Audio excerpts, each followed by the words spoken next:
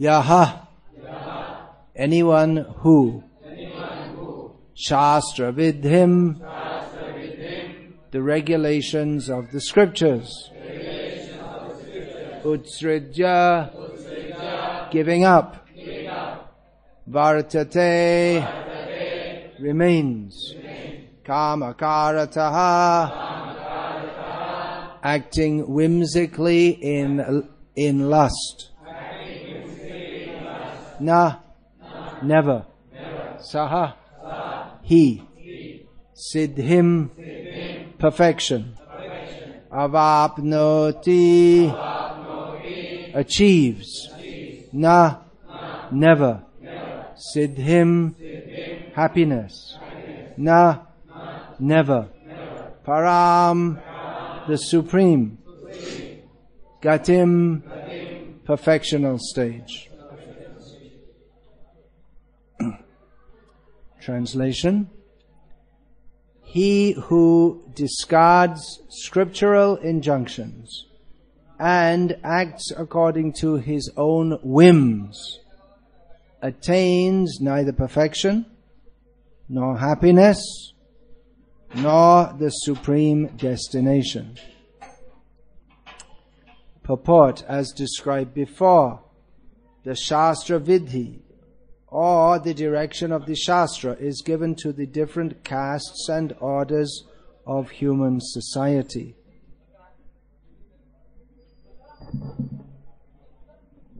Everyone is expected to follow these rules and regulations.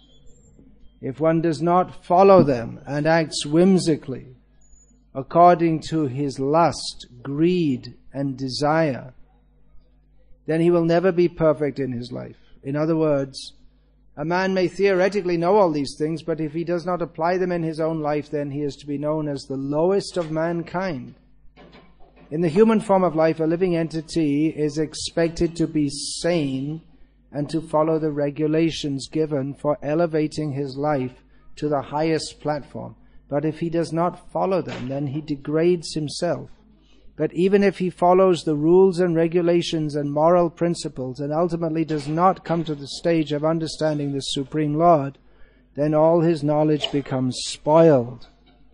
And even if he accepts the existence of God, if he does not engage himself in the service of the Lord, his attempts are spoiled. Therefore, one should gradually raise himself to the platform of Krishna consciousness and devotional service. It is then and there that he can attain the highest perfectional stage, not otherwise. The word kama karataha is very significant. A person who knowingly violates the rules is lost. He knows that this is forbidden, but still he acts. This is called acting whimsically. He knows that this should not be done, but still he does not, and therefore he's acting whimsically. Such persons are destined to be condemned by the Supreme Lord. Such persons cannot have the perfection which is meant for the human life. The human life is especially meant for purifying one's existence, and one who does not follow the rules and regulations cannot purify himself, nor can he attain the real stage of happiness.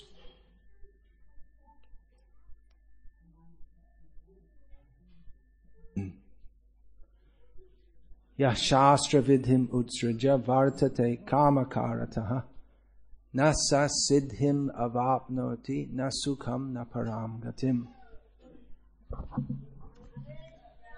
He who discards scriptural injunctions and acts according to his own whims attains neither perfection nor happiness nor the supreme destination.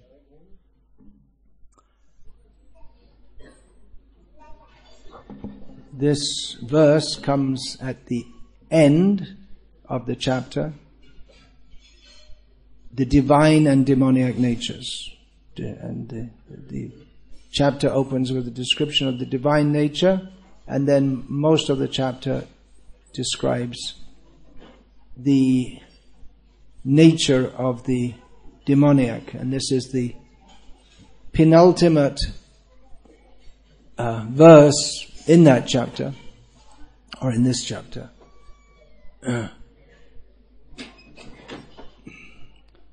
In this way, Krishna, he in one way divides the demons from the devotees. The demons don't like to follow scriptural rules. There may be some demons who follow scriptural rules also. For instance, the example is given in Sri Chaitanya Charitamrita of Jarasandha, who worshipped Vishnu formerly, but he hated Krishna.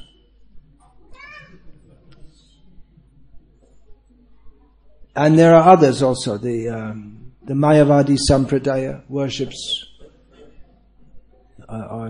they aspire, members of the Mayavadis, they aspire to enter the impersonal Brahman, but they are described herein by Krishna as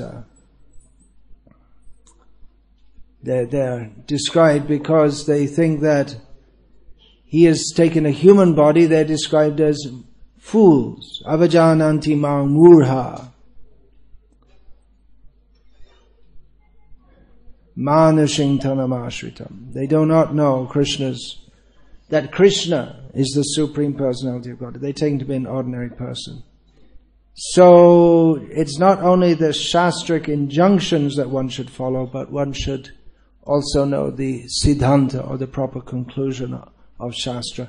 These rules and regulations are particularly mentioned because they are required to lift one from hell.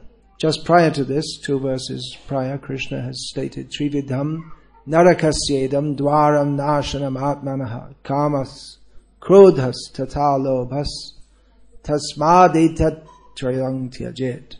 Krishna states that lust, anger and greed, kam, krodh, lobh, these are the 3 gates to hell, therefore an intelligent person should give them up. Then, how can we give them up? Or the next verse after this.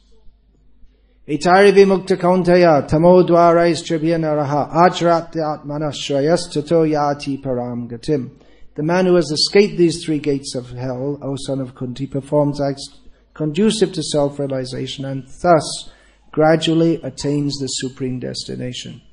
So to give up to not become involved in the 3 gates to hell, kam, krodha and lobha, lust, greed and anger, and to perform acts that are conducive for self-realization, one should follow the rules and regulations of scripture. Acts conducive to self-realization include, apart from very great acts as leaving the world, going to the jungle, simple things like rising early in the morning, bathing. These are very simple things which anyone can perform, but they are conducive to self-realization. They're conducive to self-realization, but they are not equivalent to self-realization. They're not guarantees of self-realization. And one may follow all these things, rising early, bathing, doing the Trisandhya, the rites at 3 times of the day, and not make any spiritual advancement at all, if one is not properly situated in understanding Siddhanta of Shastra. But they are acts conducive to self-realization. They're not, it requires more than following the rules and regulations of Scripture to become spiritually advanced. But these rules are necessary if one is to become spiritually advanced and to save one from going to hell. There's no question of spiritual advancement without them, without following the rules and regulations of Shastra. And if one does not follow them, then one becomes sinful. And lust, greed and anger are sure to increase. Not following the rules and regulations in itself, that is sinful. Just to not care for the Vedic injunctions. And by not following them, one embarks upon a lifestyle that will cultivate lust, greed and anger and all the other bad qualities. Now, we often hear that bhakti is independent and that in pure devotional service, rules and regulations no longer apply. And that's certainly true if we see the lives of some great devotees. Great example of that is Vangshidas Babaji. You have that book? I think you didn't advertise it. Yeah. So he's an example of a devotee who didn't follow rules and regulations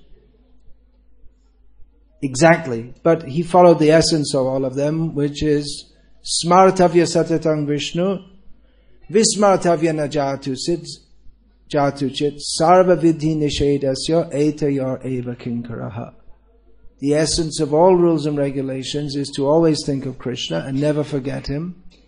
And to all the rules and regulations of the Shastra, they are servants of these two rules, which is really one rule, because if you always think of Krishna, then you never forget him. It's by saying always think of Krishna and don't forget him, it's a way to emphasize the point that we should always think of Krishna.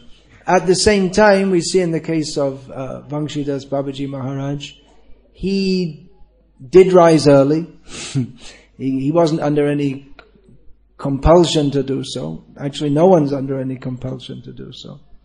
Well, it may be that someone forces you to get up early, or we feel forced to get up. It may be for completely material reasons, that I have to get to work, so I have to get up early. But he didn't perform any sinful activities, that's for sure. And although he didn't have a very regulated or ordinary path of serving Krishna, but his love was with pure bhav, or transcendental feeling. So in bhakti, the feeling is the most important thing. There is a verse in this regard, Pandit vadati Vishnaya, Murkha vadati Vishnave, Ubhaya tu samam punyam bhavagrahi janadana. A Pandit, a learned person, says Vishnaya. And someone who doesn't know says Vishnave. You know, when you put on the tilak, the mantras are there. What is that? Om Keshavaya Namaha, Om Narayanaya Namaha, Om Madhavaya Namaha, Om Govindaya Namaha, Om Vishnaya Namaha. Should be Vishnaya, isn't it? You say, all the Keshavaya, Govindaya, Madhavaya, Govindaya, Vishnaya. No, Vishnave. It's an exception. So someone who doesn't know says, Govindaya Namaha, Madhavaya Namaha, Vishnaya Namaha. And one who knows says, Govindaya Namaha, Madhavaya Namaha, Vishnave Namaha. But they both get the same pious result, because Janadana is known as, Krishna is known as Bhavagrahi, one who accepts the mood of the devotee. So that's the main thing in devotional service. However, it's not that devotional service is without rules and regulations. And we find in the Bhakti Rasamrita Sindhu, in the second part, we hear the descriptions, well, actually it's in 4 parts, but we can say in the description of great devotees, we don't hear so much about their following rules and regulations. In the first part, there are many rules given for devotional service, and there are many more given in the Hari Bhakti Vilasa and in other Shastras. So there are rules for devotees also. And in this regard, there is a verse which Srila Prabhupada often quotes, one of the many verses which Srila Prabhupada often quoted, Shruti Smriti Purana Adi Pancharatra Vidhing Bina Aikanta ki hare bhaktir utpata yaiva kalpate. that devotional service, Hari Bhakti, which is performed without following all the scriptures, even if it is appears to be aikantiki, one-pointed, it simply creates a disturbance in human society, or in the actual process of pure devotional service. So he may say that, well, what about Vamsidas Babaji? That we should see that his behavior, he wouldn't dress his deities, he would scold them, he would sometimes feed them, sometimes not feed them. That is not to be imitated. An acharya is one who knows the Shastra and by practice and precept establishes what should be followed in Shastra. Achinoti ashastrani acharya sthapyatyapi swayam acharate yasmad acharyas tena kirtitaha. The acharyas, they teach by their example. They teach what is in Shastra. They teach by example means they follow the rules and regulations of Shastra. Now, what is it? Is it bhav or rules? Well, that's discussed in one interesting word which describes what we should not, or what kind of attitude or approach we should not have in bhakti. Rupa Goswami, who has given many niyams, many rules in his Bhakti Rasamrita Sindhu, in another of his books, the Upadeshamrita, he gives 6 approaches or attitudes which will spoil our bhakti. One of those is niyamagraha, which by Sanskrit analysis can mean 2 completely opposite approaches, but they both spoil bhakti. One is to be overly eager for rules without understanding the spirit of the rules, which is that Krishna should be pleased. And another, that's niyama agraha, to be very enthusiastic for rules. The rules are not the be-all and end-all in themselves. They are a means to an end. They are not the end in themselves. But another interpretation of niyamagraha is niyama agraha, not accepting the rules. So, the rules should be accepted, but one should know the spirit behind them. The whole idea is to please Krishna. So how can we know what pleases Krishna? And we know from Shastra. Krishna gives the Shastra so that we can understand what pleases him, and especially the Bhakti Shastras, what is described to please him. Mother Yashoda ties up Krishna. That pleases him. The love of his devotee pleases him. That is not meant for everyone. There's no rule in Shastra that we should tie up Krishna and show a stick to beat him. Mother Yashoda does it. Vamsidas Babaji does it. We can hear about such things and praise Krishna, but praise such great devotees for their love for Krishna. But for ourselves, we should follow the rules and regulations. And especially in deity worship, there are many rules.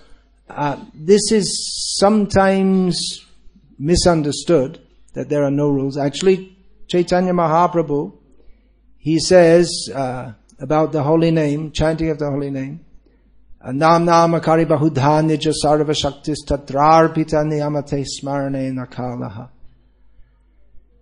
He says that, Krishna, you have many names and there are no rules for chanting this. Kayate shuite jota tata namaloi desha kala niyam nahi sharva siddhi hoy.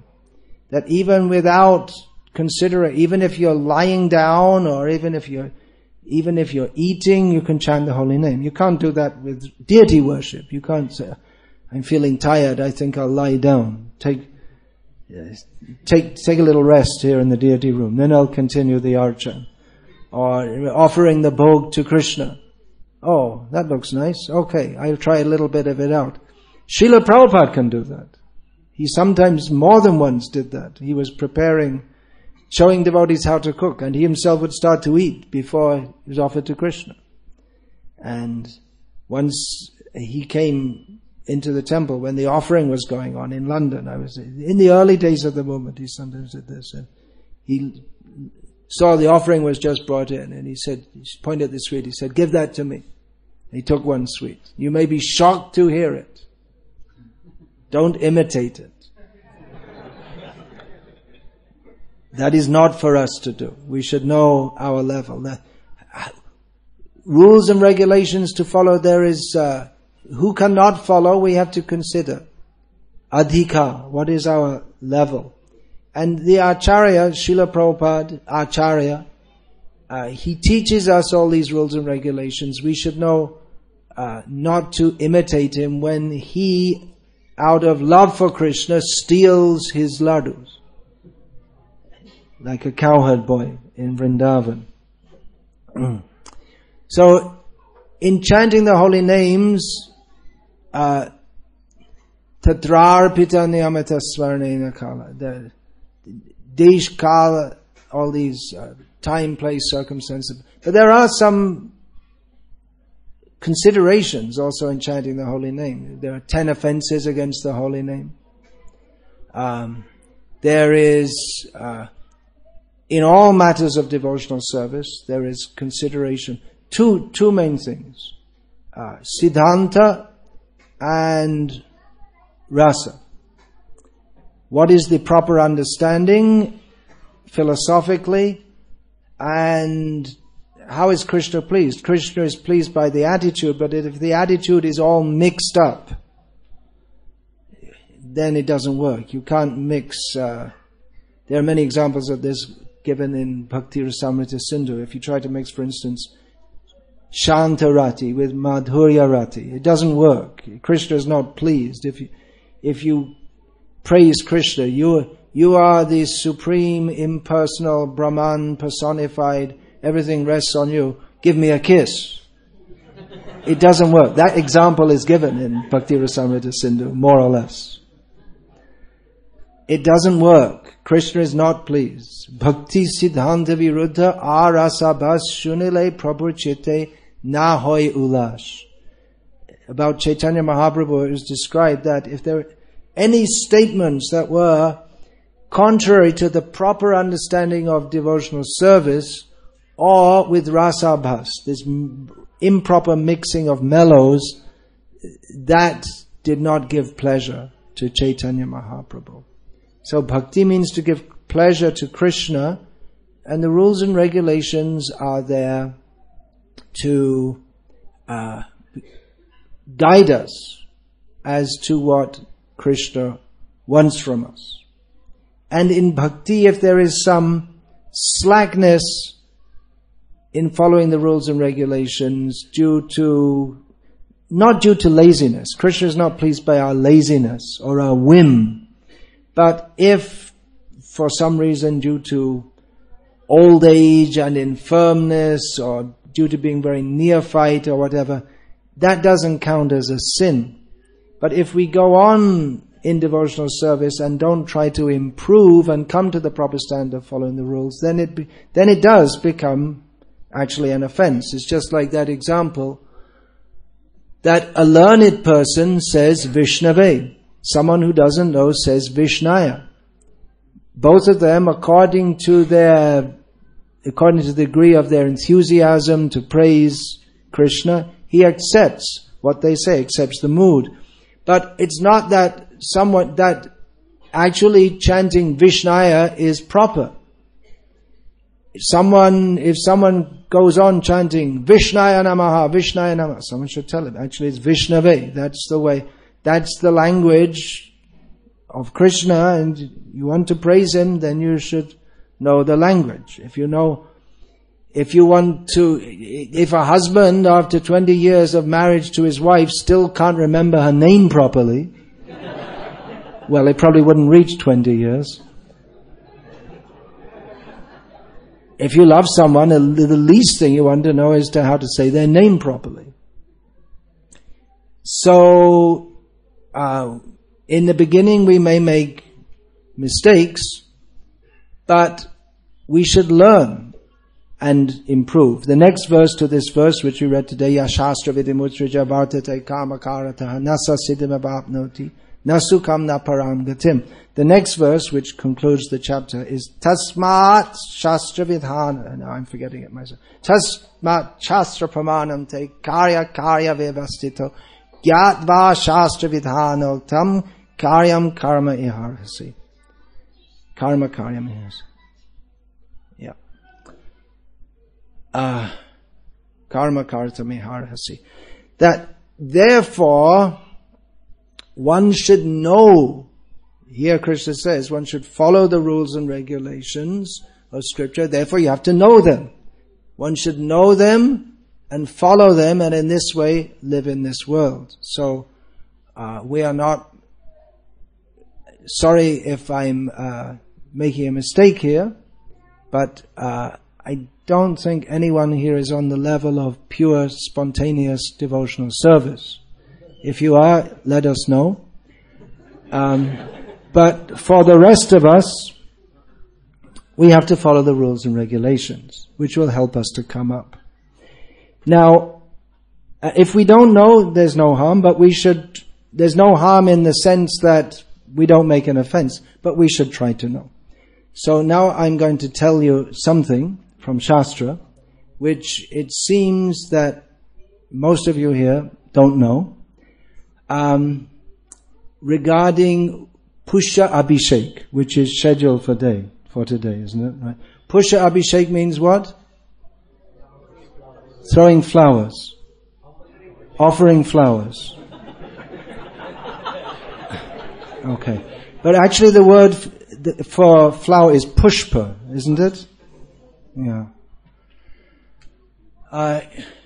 It seems that someone, probably in the West, got the idea of Pushpa Abhishek.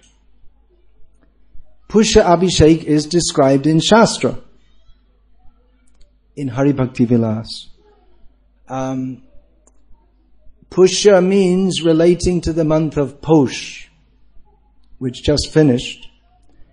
And it's stated there in Hari Bhakti Vilas that on the Purnima of Posh month, one should do an Abhishek to Deveshwar, means Krishna, with ghee. That's the description of Pushya Abhishek. So it should be on a certain day, which it was just a few days ago actually, the Purnima of Posh. But I guess it's been moved to today because it's more convenient for everyone. But actually it's given in Shastra that it should be on a certain day. That's for Krishna's pleasure. It's just like, well, it's a bit difficult for me to follow Ekadashi, so I'll do it on Sunday when I have a holiday. But you can't do that. There are certain days when you should do it. Stipulated days. The 11th day after the full moon and the 11th day after the new moon. And that has to be calculated properly. And that's a general statement. Okay, there can be what's called. But anyway, it's on a particular day. And there's a particular way to do it. Now, no doubt, the devotees feel very happy showering the deities with flowers, but he, via Shastra, says that he will be happy if he's bathed with ghee. So it's probably better to, not probably, all the Shastric statement says we should follow Shastra and do things according to Shastra. And you may say, well, such and such guru does it. But guru means achinoti yashastrani. They should follow according to Shastra. If someone made a mistake at some point, then it should be rectified.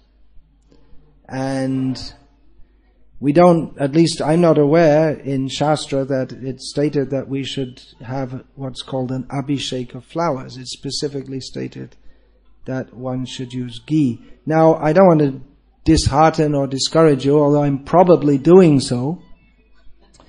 But because you've come here with much enthusiasm to perform this ceremony, but we should know how to please Krishna according to Shastra.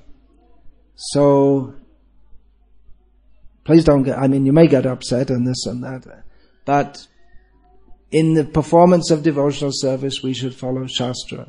And actually, there are many, many things I could tell you, but you'd definitely get fully discouraged if I did.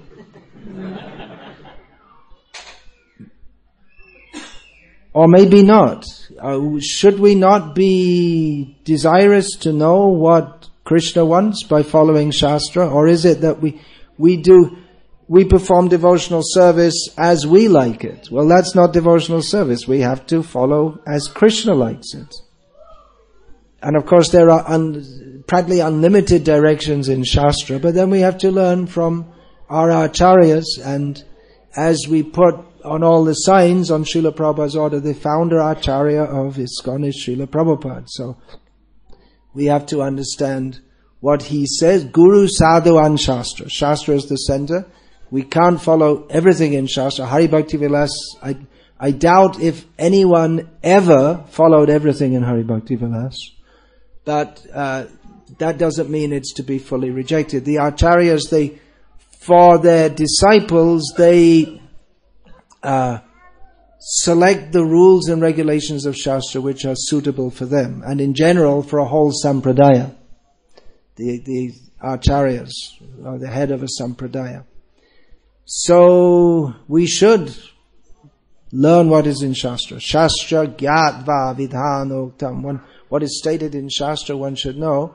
And karyam, what is that? Karma kartamihahasi. And in this world we should live according to that. So I just thought I should make this point because it seems to be catching on. No doubt it does seem to be a nice festival, but unless there's direction in Shastra, I don't think we should do it. We should follow what Krishna says in Shastra. He is pleased by Pushya Abhishek, but it has to be done on a certain day and in a certain way. So, Hare Krishna. I don't know if I'll get kicked out of here. That happened to, I'm obviously not anywhere near the category of Ramanuja Acharya, although such a heavy weight has been put on my head and all of those who accept this task of teaching others in Krishna consciousness. But he wanted to reform the deity worship standards for Jagannath in Puri, because it wasn't according to Shastra, and Jagannath kicked him out. He decided, okay, next morning I'm going to go in and tell them how to do it properly. And next morning he woke up in Kurmakshetra, a few hundred kilometers away. So I doubt if I'll be so fortunate as to be removed by Krishna directly. But that's a very special case, of course. Jagannath, he lives in Puri. And Jai Jagannath. Jagannath willing, I'm going to Puri tomorrow. And I'm excited. I haven't been there for a few years, and I'm really looking forward to going there. He was originally worshipped, as you know, in the form of Nila Madhava by the Shabara, Vishvavasu. And Shabaras, they're jungle dwellers. They're not expected to be very hot on rules and regulations, not very conversant with it. So the worship of Jagannath at Puri is something Shabara, some spirit of that is there also, especially during the period Rath Yatra time, the descendants of the Shabaras, the deities they worship. And otherwise the deity worship system was largely given by Shankara. So Ramanuja, he's opposed in every way to Shankara, so he wanted to change the deity worship system. But Jagannath didn't want it to be changed. So we may get an indication, if Krishna likes this, we're all jungle dwellers in the concrete jungle of the big city with very little idea of proper Vedic culture, but with a good intent to serve Krishna. So, actually at the very least we shouldn't call it Pusha Abhishek. We could call it Pushpa Abhishek, but there's no such thing in scripture, unless you can dig through some old scriptures or maybe fake an old scripture and find it. But in the meantime, unless Krishna makes it clear, either through Shastra or through appearing in the mind of a great devotee, or I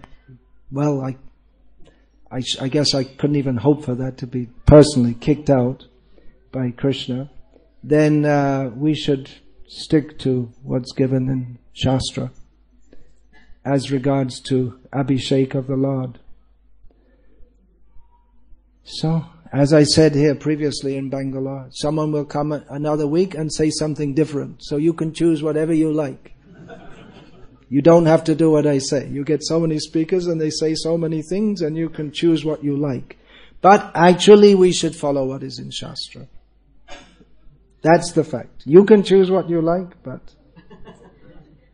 Krishna has chosen what he likes, and he makes that clear via Shastra.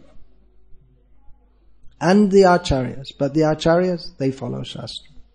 So, Hare Krishna. Any question about this, please? Yeah.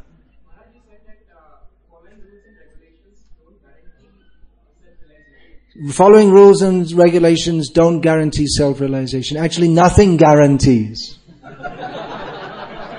There's no guarantee of anything. Everything's in Krishna's hands. What is the maximum input? You see, it's the same mentality. What should I do? I'm in control. What should be from our side? We should follow the rules and regulations of Scripture and pray to Krishna for His mercy. Realizing that we are completely dependent upon Krishna's mercy. There's nothing we can do to enter Vaikuntha. There's nothing. But Krishna gives His mercy to us in the forms of rules and regulations.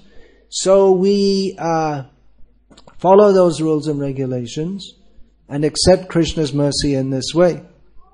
And those rules and regulations, they help us to be Krishna conscious.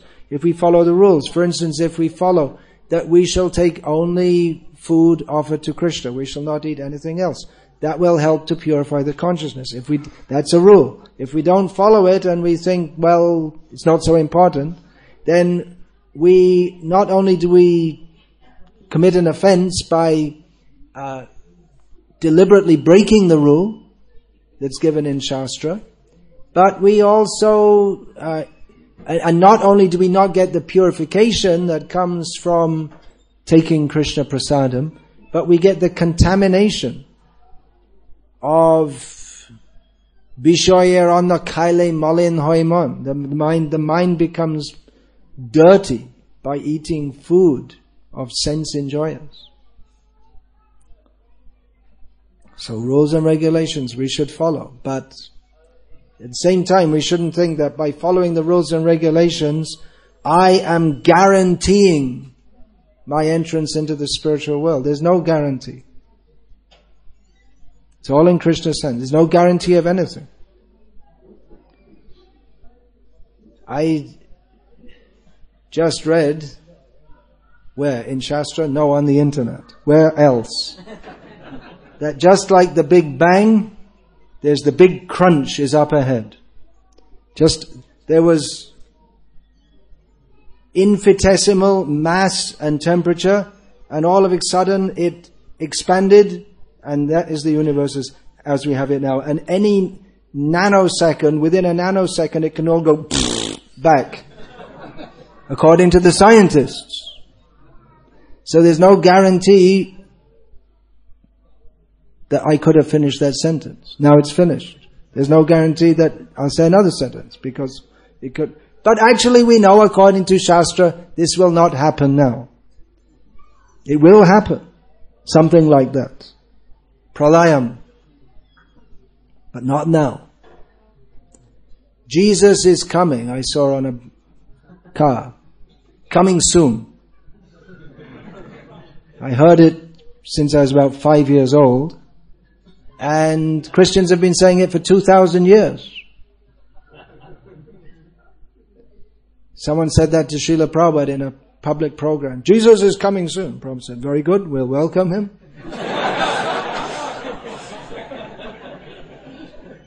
They're always expecting Jesus to come and send all these Vaishnavas to hell, so we can go to eat meat in heaven. Nasty. Oof. Anyway, we never know what's going to happen. Anything could happen anytime. Kabhi bhi, kuch bhi ho sakta hai. It's a fact. You never know. Just can't tell. Srila Prabhupada wrote about, this was before he came to the West. He wrote in Back to Godhead that one man, he went to address a conference about heart disease, and on the way to the conference he had a heart attack and died. So you don't know. Anything can happen anytime. If you study history, you'll find great king, very powerful, all of a sudden he's attacked and finished. No guarantee of anything. Everything's in the hand of Krishna.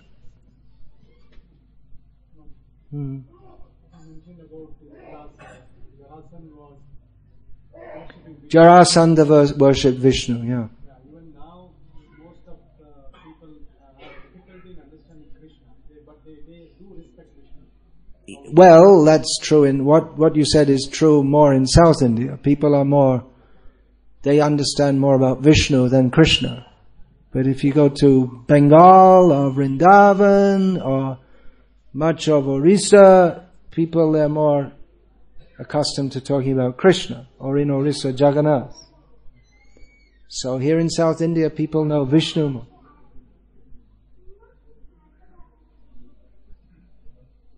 So, same person.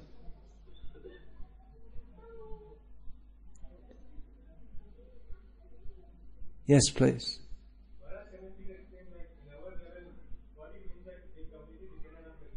On our level, what does it mean to be completely dependent on Krishna? Well, our level is that unfortunately we're not completely dependent on Krishna, isn't it? So therefore we have to follow the rules and regulations of Scripture which help us to advance toward that platform, and to regularly hear from devotees, hear Srimad Bhagavatam. For instance, we can hear how Ambarish was completely dependent upon Krishna. He wasn't disturbed when Durvasa wanted to kill him via one demon. But Durvasa, by his own power, he'd become so powerful, but he wasn't dependent upon Krishna. So he got in a lot of trouble. We can hear about Draupadi, how when her cloth was being snatched by Dushasan, that she depended on Krishna. And in this way we gain encouragement and enthusiasm to become completely dependent upon Krishna. These two examples are very dire circumstances, but apart from that, dependent on Krishna in our daily life. Chaitanya Mahaprabhu, he asked Srivas, his devotee Srivas, he said, I never see you do anything to maintain your family. As a Brahmin, you could at least go begging, but you don't do anything. Then how do you maintain your family? And Srivas replied, clapped his hands 3 times. Chaitanya Mahaprabhu, what does that mean? Chaitanya Mahaprabhu this time, Nimai Pandit. He said, if after 3 days I don't get anything to eat, I'll go drown myself in the Ganga. That's all. He just has faith that ananyas chintayanto mang yejanaf paryapasate tesham nityabhiyuktanam yogakshemam vahamiham. Krishna will take care of me. Of course, he is the most elevated devotee. Krishna also says in Gita, Sharira yatra pichate na prasiddhyata karmanaha. Just to maintain our body, we also have to do some work. So, we should perform some work and depend on Krishna. The result is in the hand of Krishna. Ultimately, everything is in Krishna's hands. Cultivate this mentality.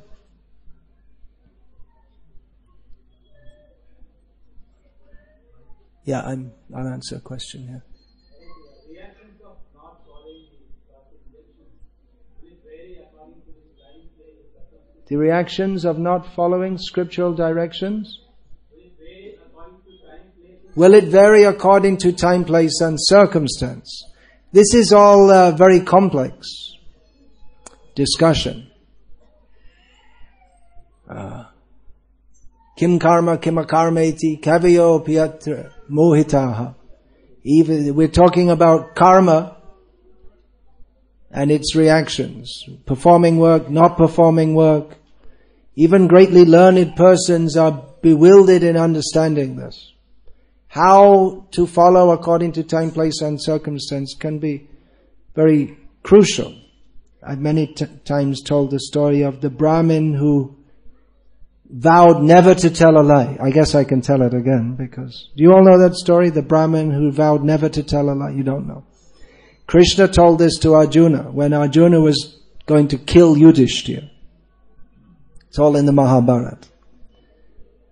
Because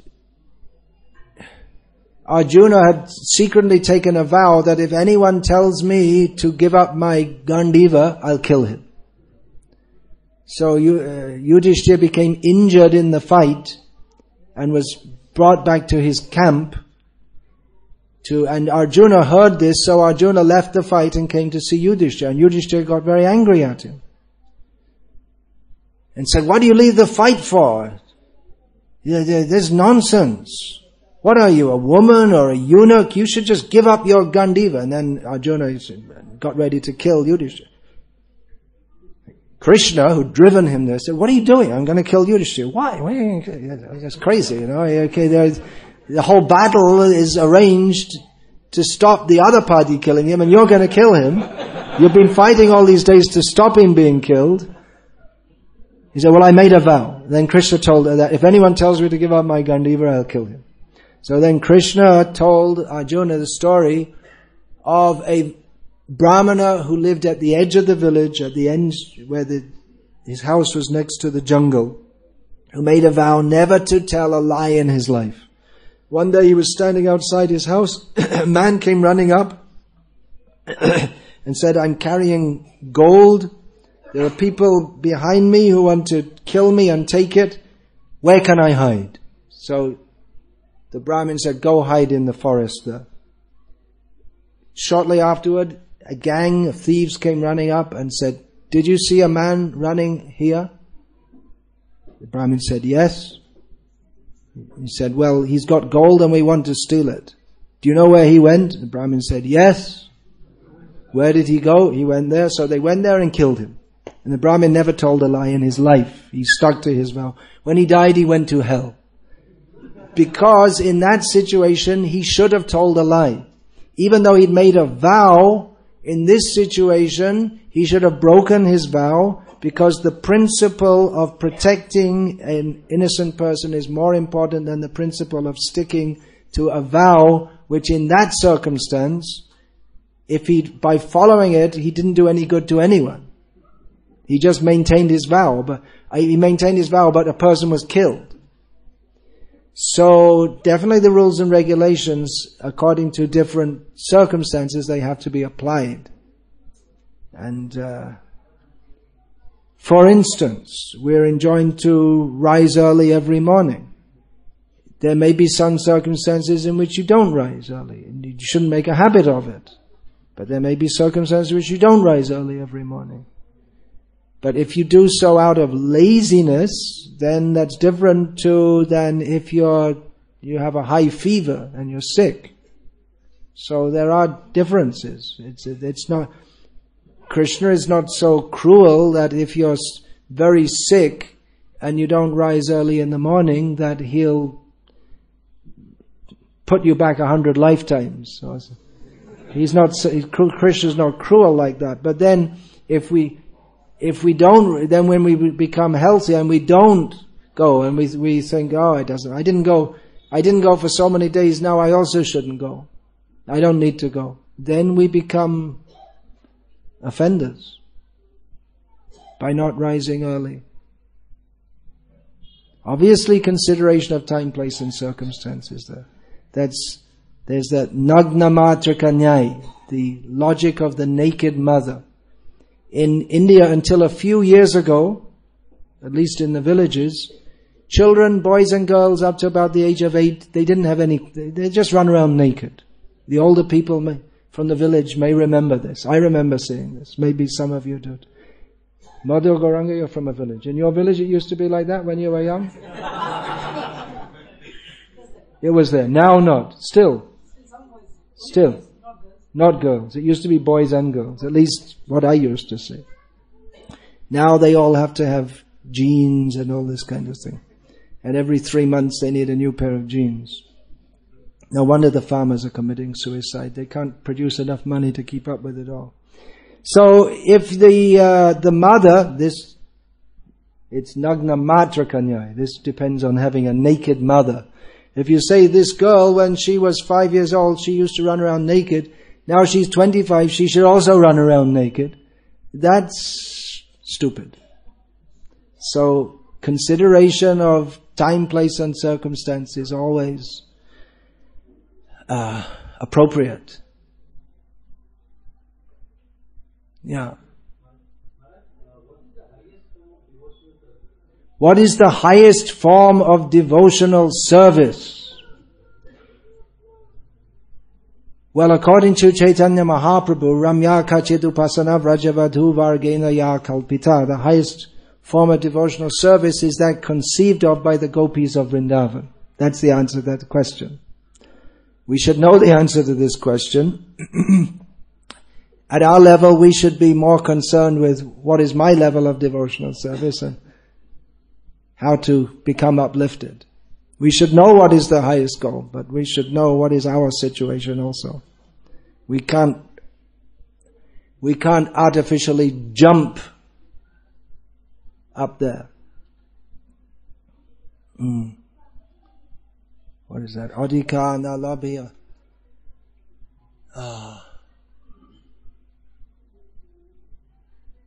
No, I should learn that. As Bhaktivinoda Thakur says, without gaining the proper adhika, if we try to worship at the highest level, we'll simply fall down. I better write that down and learn it properly. Viparja buddhi janme. Yeah, we'll actually, if we,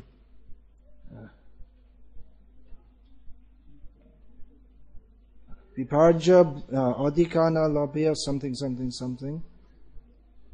Viparja buddhi janme shaktir abhave. During to not have enough ability to be at that high platform, then we'll develop an opposite kind of mentality. We'll become offensive. Yeah, so many questions. Yeah. I think we better keep it related to the class because there are many questions coming up. In fact, some of the questions are already not related to the class.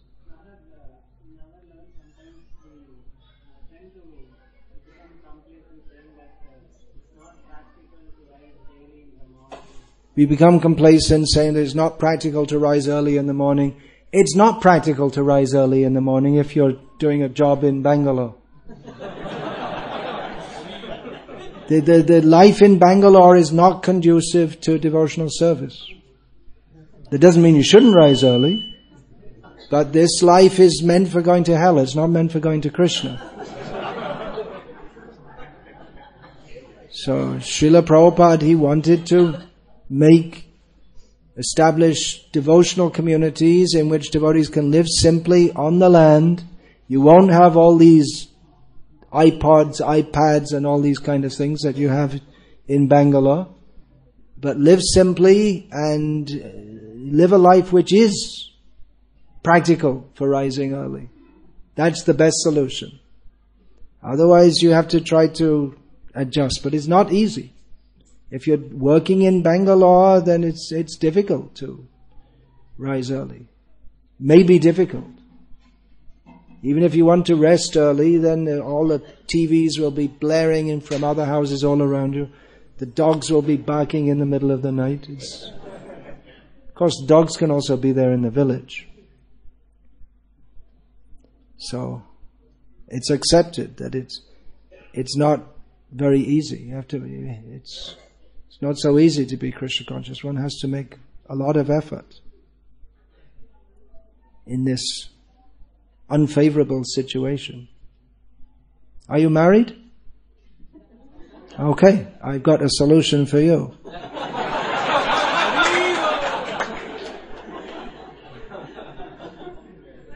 If you're not married, you're male, and you want to be Krishna conscious, best thing is cut out of this rat race. Be a full-time brahmachari. You might find that it might not be practical for everyone because people are at different levels. But if you have the dedication and the determination and you get good association, then why spend all your life in Bangalore? Or some other metro in some situation which is not conducive for Krishna consciousness. And those of you who are already older, you also don't have to go on living in this horrible situation. Where when your children are settled, then just retire and do Krishna service full time. Why go on working? What for? Bifale shevinu kripana durajana chappala shuka labha lagire. Simply serving some rascals. What is it? Uselessly serving some useless people just for some useless so-called sense gratification. Just get out as soon as you can. Serve Krishna. Yeah. Krishna always said in Lord Gita, one should be satisfied as well. One should be satisfied. And whichever place and circumstance. Yeah, yadricha labha what is that? Yadricha labha santushta. Whatever you get, be satisfied. But modern life says never be satisfied. Work hard, develop your career, get more money, never be satisfied. So what is better, to live simply and have just what you need and be satisfied, or to have all modern conveniences, promising career, and never be satisfied? Which is better? Even materially, it makes sense just to be satisfied with whatever you have. European visitors to India, some of them noted that the Indian people, they live in what we would consider to be very primitive circumstances. But they're satisfied. Why are they satisfied? What's wrong with them?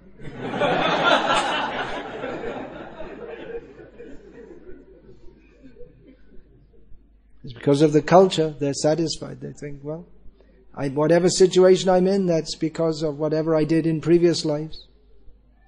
Satisfied. But the idea that I'm just a combination of chemicals, and this particular combination of chemicals developed because of some genetic code, and I should get this combination of chemicals that I am should accumulate more and more chemical monstrosities, such as TVs and computers, and I should be a successful bag of chemicals. So, but traditionally people in India were satisfied with whatever they had. Not everyone, but that was in general. And they didn't resent if someone else was richer. All right, very good. They got what they deserve, and I got what I deserve. That's all.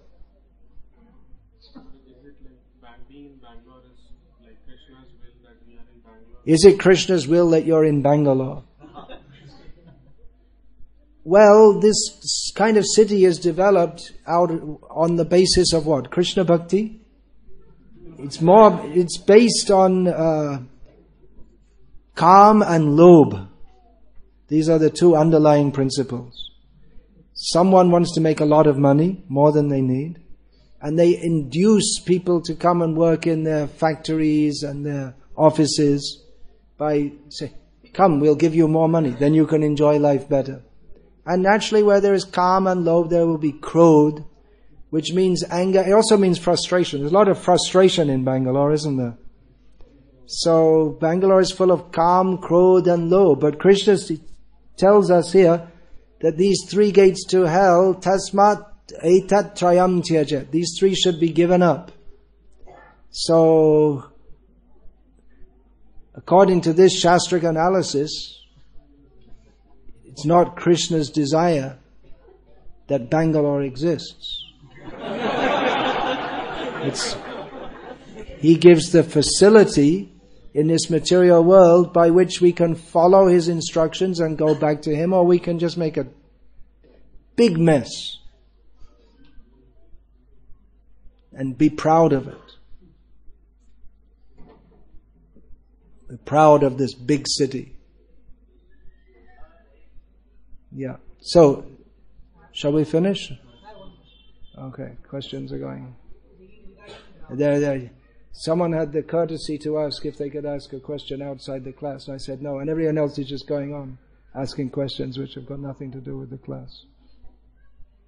Regarding offering flowers to the Lord, apart not alone the full-fledged Pushpa Abhishek, even nowadays it has become part of any Abhishekam to offer flowers at the end of the articles. But that's also not mentioned in the Shastras. Offering flowers at the end of the articles? What do you mean? On other days also, Janmashtami or... Oh, flower Abhishek has become a standard. I'm not aware of it in any Shastra. I mean, there may be some obscure Shastra, but it seems almost certainly to come from Pushya being misunderstood as Pushpa.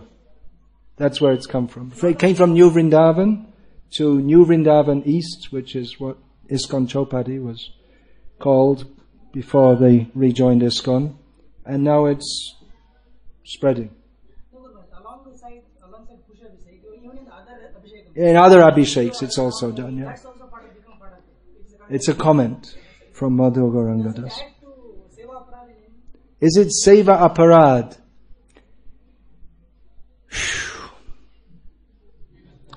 Well, we are supposed to follow Shastra, isn't it?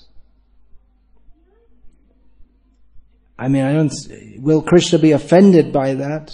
It seems highly unlikely that Krishna will be offended by it, but at the same time, we should follow Shastra. So if we think that, well, I've discovered a better way to serve Krishna than what the acharyas and the Shastra gives, then that mentality sounds defective, doesn't it? Concoction. Srila Prabhupada used to use this term. We just invent something.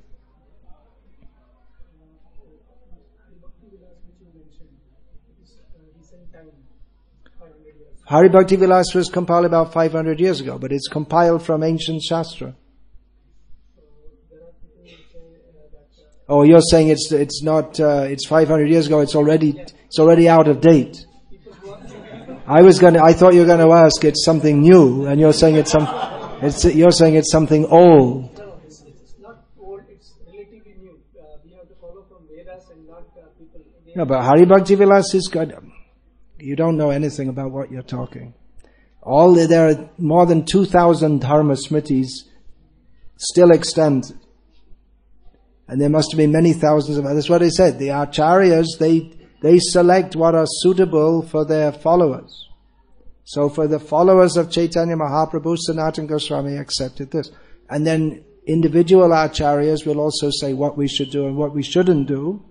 Not that we might not follow everything in Hari Bhakti Vilas, but it should be on the basis of Shastra, what we do.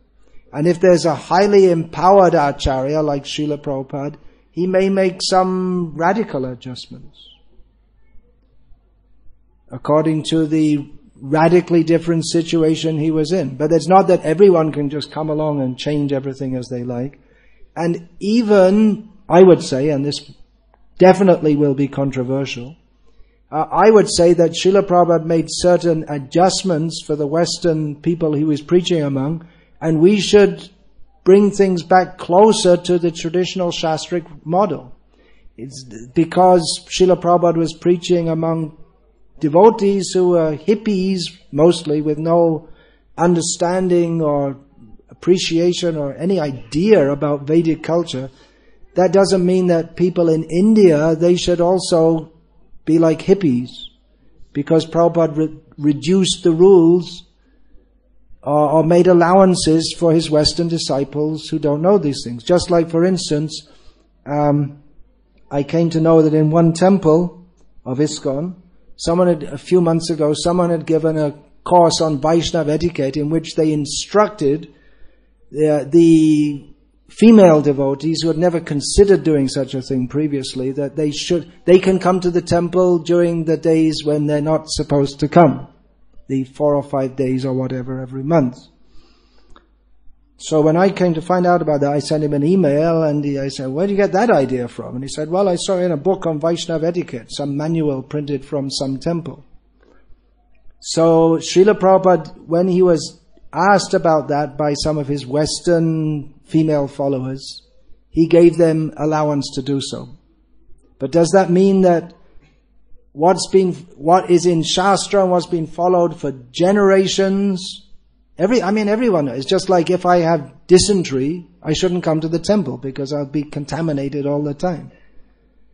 So because Srila Prabhupada made some allowance for people who are a long way from Vedic culture, does that mean that the whole culture should be changed and spoiled? And I'm sure you got plenty of things to say. I just finished this point. That rather we should come back and see what the culture is and follow that. Yeah. I want to say, because now that's coming, especially in the cities, in the metros, in India. Because the women think, well, anyway, we have to go to school during this time, and then later on we go to the office in this time. So for them, there's no distinction between that time and the rest of the month. And they think we go to the temple also. But it's, what shall I say? Ati nikrisht. It's very bad. So you may say, well, Prabhupada allowed, but then we have to see on what circumstance, that time, place and circumstance came up. He didn't instruct his Indian disciples to do it. He made an allowance. But does that mean that the whole tradition should be changed? Actually, even the pujari, if a woman in that situation comes in the temple, we should all leave and go and take baths. And we should clean the whole temple with cow dung. That's actually what you should do. Because the whole situation becomes contaminated. The pujari can no longer do his service because he's as if he needs to take a bath and change his clothes. Yeah, go on.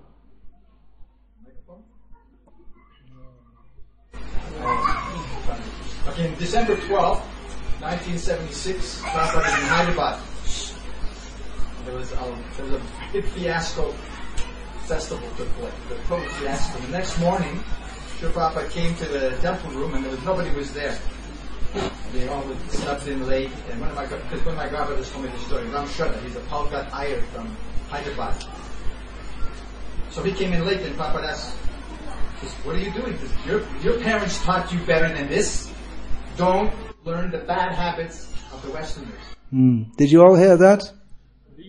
Did you hear it? Well, I've heard it several times from... And after he told me the story, he said, "And since I joined this kind, I've learned so many bad habits." Yeah. That's from...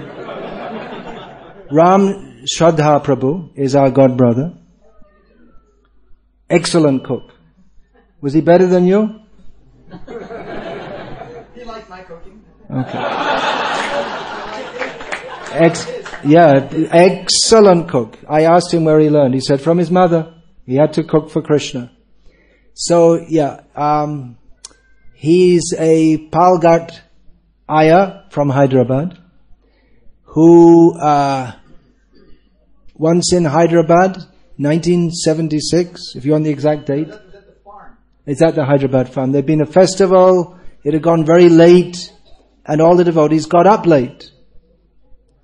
So when Srila Prabhupada saw Ram Shraddha Prabhu, he chastised him for getting up late.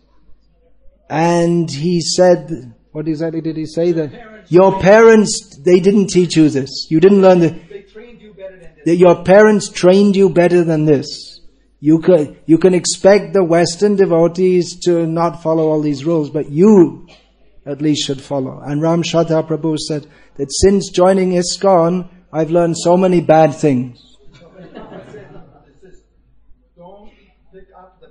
Don't pick up the bad habits from and Shubhag Swami also said that. He said, the philosophy of Krishna consciousness you learn from the West, you can learn from the Western devotees, but how to live and behave from your mother. So actually, Srila Prabhupada spoke of cultural conquest,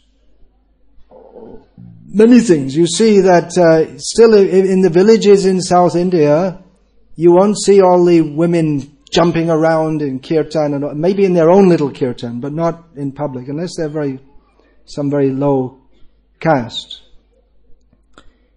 But that's all. That doesn't apply because we're all pure devotees or something like this in Bangalore. One devotee from Bangladesh told me a few years ago he'd been with the Bengali group on the Navarit Dham Parikrama, and he told me that the local villagers, most of whom are beef-eating Muslims, and the local Hindus who are all fish eaters at least, they said to him that they just couldn't believe it to see all these Bengali women jumping around in kirtan, flailing their arms. They couldn't believe it. They just considered it so low class. So, if you didn't throw me out before, you may want to throw me out now. But I've been talking about following Shastra, but there is also tradition. And in Bhagavatam, Krishna speaks about Shabda, Anuman, Pratyaksha and Aitihya. Tradition is one of the pramanas. We should learn from tradition also. So in many cases, if you don't know what to do, ask your grandmother. Yeah. When I was in Delhi recovering in the hospital, staying at the temple, so every Sunday they had these major kirtans, big kirtans. I saw this one young Where? In the hospital? No, I was at the temple recovering. I see. I had a hospitalized room for me. Anyway, In Delhi, you mean? yeah, in Delhi. I was there for 11 months. So on Sunday they had very nice kirtans, and this one young lady was visiting guests at the temple. and she was watching the brahmacharis, and so the brahmacharis are jumping up and down. So she also started jumping up and down, and she was a well-endowed young lady, and she was jumping up and down. And then all of a sudden, in the back of the temple, this older woman came and just threw her to the ground. Her mother didn't want her dancing like that. So all the brahmacharis. So I'll say that again for all of you there. Shyamasundar Prabhu saw at ISKCON Delhi one kirtan. The brahmacharis were dancing exuberantly, and a young woman, seeing them, also started dancing exuberantly. All of a sudden, someone, an elder woman came and threw that young girl on the floor. It was her mother. Didn't want her to dance wildly in public. So about this, I say, let women lead kirtans, let them dance as much as they like in their own satsanga. That's the system, isn't it? Mahila satsanga. The women have their own satsangas and they can do everything they like.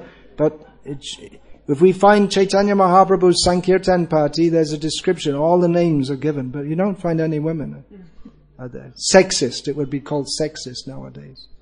It's just a matter of understanding. Pungsastriya mituni bhavametam tayoraho hridaya grantimahuhu. The attraction between male and female is what binds us in this material world. Therefore there are rules to follow, cultural rules, so that hridroga kama, that disease, heart disease of lust is not increased. Nowadays women lead kirtans in the temples. Yeah, feminism.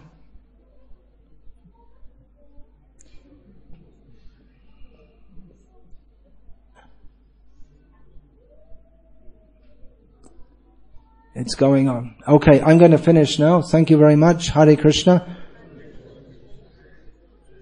And if you want, you can go on with what you imagine to be Pusha Abhishek. Up to you.